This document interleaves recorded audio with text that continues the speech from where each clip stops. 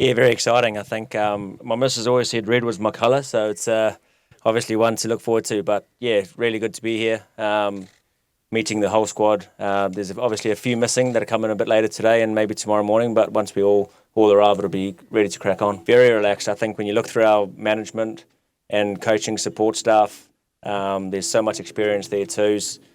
We've got captains the whole way through our experienced lineup too. I'll be leaning on Bilbo as much as I can. Really had chats with him about our squad, and we're both looking forward to it. So, yeah, it's pretty relaxed. It's nothing. The only thing that I'm going to have to do extra on game day is probably just toss a coin. Yeah, I think we've got class the whole way down. It's going to be tough to leave some of those players out, but you've got to manage your squads as well as you can. So, yeah, if we can create a good environment where guys still want to be a part of the squad, even though they're not playing, and they still giving at games and trainings, that's all I can ask for. And the big question, of course, can you win it?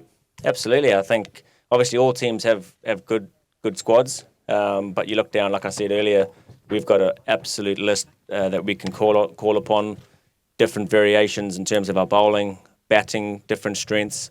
But it's on paper. I've said it before in the past. It's great to have a great team on paper, but cricket's won on the field. So if we can start off the tournament well and get a bit of momentum at the right time, then hopefully we can go all the way.